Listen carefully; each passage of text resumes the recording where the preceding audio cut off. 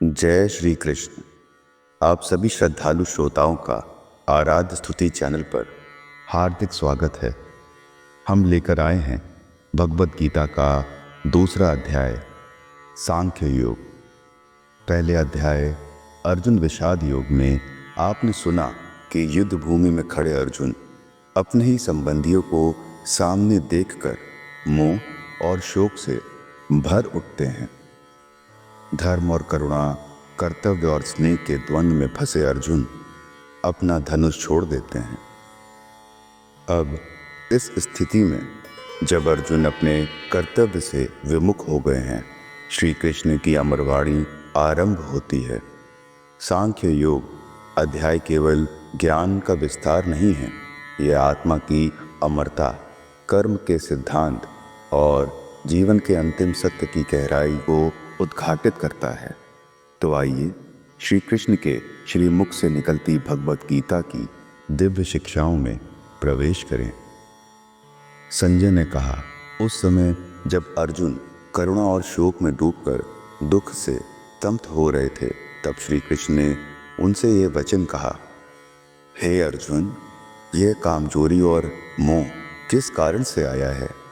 यह ना तो योद्धा के योग्य है, ना स्वर्ग देने वाली और ना कीर्ति लाने वाली। ऐसा दुर्लभ मन क्यों रखते हो? यह तुम्हें शोभा नहीं देता। हे अर्जुन, उठो, अपने कर्तव्य का पालन करो। अर्जुन ने उत्तर दिया, हे मधुसूदन, मैं कैसे भीष्म पितामह और द्रोणाचार्य जैसे पूज्य जन पर बाण चला सकता हूँ? मैं तो युद्ध में केवल दोष ही देख रहा हूँ। मेरा मन भ्रमित है। मैं आपका शिष्य बनकर शरण में आया हूं, कृपया मुझे स्पष्ट मार्ग बताइए। संजय ने कहा। इतना कहकर अर्जुन मौन हो गए और श्री कृष्ण की शरण में बैठ गए। तब श्री कृष्ण ने मंद मुस्कान के साथ उन्हें उपदेश देना प्रारंभ किया। श्री कृष्ण बोले, तुम जिनके लिए शोक कर रहे हो उनके लिए शोक करना उचित नहीं। ज्ञानी ना तो मृतकों के लिए शोक करता है और ना जीवितों के लिए। जिस प्रकार शरीर में बाल्यकाल, युवावस्था और वृद्धावस्था आती है, वैसे ही मृत्यु के बाद आत्मा दूसरा शरीर धारण करती है। समझदार मनुष्य इस सत्य से विचलित नहीं होता। सुख दुख, सर्दी गर्मी, ये सभी इंद्रियों के विषय हैं जो आते जाते रहते हैं। हे अर्जुन, इन्हें धैर्य पूर्वक सहन करो।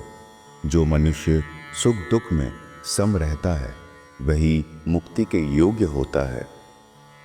श्री कृष्ण आगे बोले, जो न कभी होता है उसका अस्तित्व नहीं, और जो सदा रहता है उसका कभी अभाव नहीं होता। ये सत्य ज्ञानी जन समझते हैं। आत्मा ना जन्म लेती है ना मरती है। यह नित्य, अजर, अमर और अविनाशी है। जो शरीर को मारता है वह आत्मा को नहीं मार सकता।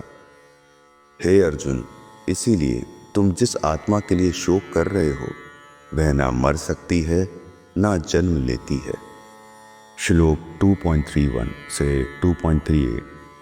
कर्तव्य और युद्ध धर्म। श्री कृष्ण बोले, यदि तुम अपने क्षत्रिय धर्म के अनुसार युद्ध नहीं करोगे तो पाप को प्राप्त होगे और अपनी कीर्ति खो दोगे। स्वर्ग का द्वार खोलने वाला यह युद्ध यदि तुम नहीं करोगे तो लोग कहेंगे कि तुम डर के कारण पीछे हट गए।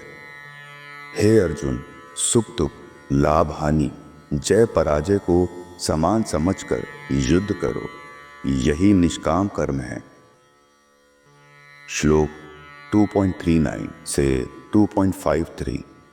सांख्य और कर्म योग का समन्वय। श्री कृष्ण बोले, अब तक मैंने तुम्हें सांख्य योग से ज्ञान बताया, अब मैं तुम्हें कर्म योग बताता हूँ। इस मार्ग पर चलने वाला कोई भी प्रयास व्यर्थ नहीं जाता। जिसका मन एक निष्ठ है वही स्थिर बुद्धि वाला होता है, पर जिसे अनेक इच्छाएं भटकाती हैं वह स्थिर नहीं हो सकता। श्लोक 2.54 से 2.72। स्थिर बुद्धि पुरुष के लक्षण। अर्जुन ने पूछा, हे केशव, वह व्यक्ति कैसा होता है जिसकी बुद्धि स्थिर हो गई हो? वह कैसे बोलता है, कैसे चलता है और कैसे व्यवहार करता है? इस पर श्री कृष्ण ने उत्तर दिया, जो इच्छा और क्रोध से मुक्त है, जो इंद्रियों पर संयम रखता है, जो सुख दुख में सम रहता है, वही स्थिर बुद्धि कहलाता है। जिसे ना कोई आकर्षण खींच सकता है, ना कोई दुख विचलित कर सकता है, वही परम शांति प्राप्त करता है। हे पार्थ, यह ब्रह्मी स्थिति है। जो अंत में इस अवस्था में स्थित रहता है, वह परम शांति को प्राप्त करता है और पुनर्जन्म नहीं लेता। अध्याय 2 समाप्त। संजय की वाणी में इस प्रकार श्री कृष्ण ने अर्जुन को ज्ञान, आत्मा का स्वरूप, कर्तव्य और निष्काम कर्म का मर्म समझाया, जिससे अर्जुन का चित्त धीरे धीरे शांत होने लगा।